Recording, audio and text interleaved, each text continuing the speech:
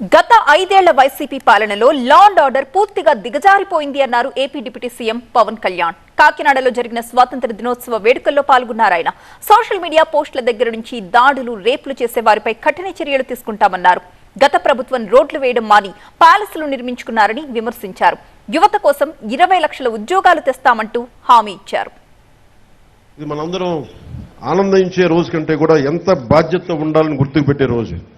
అలాంటి బాధ్యతే ఈ రోజున మిమ్మల్ని ఈ వేదిక ముందు నిలబెట్టింది. సూపర్ 6 ప్రాధాన్యతల అమలుతో రాష్ట్ర పునర్నిర్మాణానికి షణ్ముఖ వ్యూహంతో ముందుకు వెళ్తోంది. ఇటీవల కురిసిన భారీ వర్షాల కారణంగా నష్టపోయిన రైతులకు 80% రైతుపై 100 క్వింటాళ్ల విత్తనాలు సరఫరా చేస్తున్నాం. యువత కోసం ఒక 20 లక్షల ఉద్యోగాలు తీసుకురావాలి. టూరిజం సెక్టార్లో, వైద్యం, హెల్త్ సెక్టార్లో, పరిశ్రమల్లో, అలాగే యువతని ఎంటర్ప్రెన్యూర్స్గా తయారు చేసే కార్యక్రమం, దానికి ముందు చేయాలని ముందు స్కిల్ డెవలప్మెంట్ జరగాలి. యువతని నిర్వీర్యం, నిస్తేజం చేస్తున్న మాదక ద్రవ్యాల మీద మాదక ద్రవ్యాల సాగు, గంజాయి సాగు, రవాణా విక్రయాలను సమూలంగా నిర్మూలించేందుకు డ్రగ్ ఫ్రీ భారత్ లక్ష్యంగా జిల్లాలో గత జూన్ నుండి నషాముక్త భారత్ అభియాన్ కార్యక్రమం ద్వారా వివిధ ప్రభుత్వ శాఖలు, స్వచ్ఛంద సంస్థల సమన్వయంతో 100 రోజులు ఒక ఉద్యమాన్ని నిర్వహిస్తున్నాం. లా అండ్ ఆర్డర్ గత ప్రభుత్వంలో క్షీణించిపోయింది. మన ఉమ్మడి కర్నూలు జిల్లాలో 10 ఏళ్ల పాపని మానానికి భంగం కలిగించేలా ఎలా ప్రవర్తించారో మనందరికీ తెలుసు.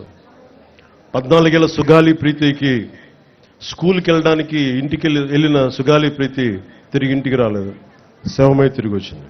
ఎటు చూసిన గత ప్రభుత్వ కాలంలో లా అండ్ ఆర్డర్ చాలా బలహీనపడిపోయింది, నిర్లక్ష్యం చేయబడ్డాయి విల్ఫుల్గా. ఈ ప్రభుత్వం లా అండ్ ఆర్డర్ని చాలా చాలా బలంగా తీసుకుంటారు. ఇక్కడ లా అండ్ ఆర్డర్ సరిగ్గా లేకపోతే పెట్టుబడులు వచ్చినా కానీ వెనక్కి వెళ్ళిపోతాయి. పెట్టుబడులకి, ఉద్యోగాలకి, రాష్ట్ర అభివృద్ధికి చాలా కీలకం లా అండ్ ఆర్డర్. అన్ని సభల్లో అధికారులందరికీ, కలెక్టర్ సదస్సులో ఒకటే చెప్పాం, లా అండ్ ఆర్డర్ చాలా చాలా బలంగా ఉండాలి.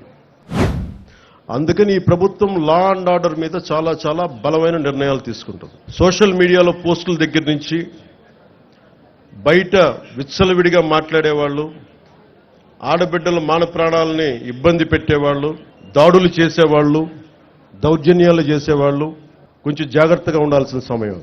ఆడబిడ్డల మాన ప్రాణ సంరక్షణలకు ఇబ్బంది కలిగిన, సగటు మనిషి ఆస్తిపాస్తులకు ఇబ్బంది కలిగిన, దేశ సమగ్రతకి భంగం కలిగించిన, సామాజిక భద్రతకి భంగం కలిగించిన ఈ ప్రభుత్వం చాలా గట్టి నిర్ణయాలు తీసుకుంది. కాకినాడ టు రాజమండ్రి దానికి కావాల్సింది 390 కోట్లు. కొన్ని లక్షలాది మంది ఎప్పుడు తిరిగే రోడ్డు.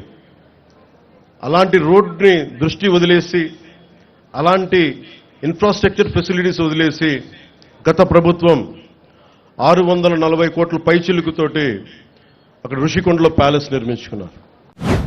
100 కోట్ల రూపాయలు ఒకసారి, 40 కోట్ల రూపాయలు ఇంకొకసారి ఆంధ్రప్రదేశ్ చెందిన ఎర్రచంద్రం దొంగల్ని మన కర్ణాటక ప్రభుత్వం తీసుకుంది. అక్కడ ఫారెస్ట్ అధికారులు చెప్పారు, వేలం వేశారు.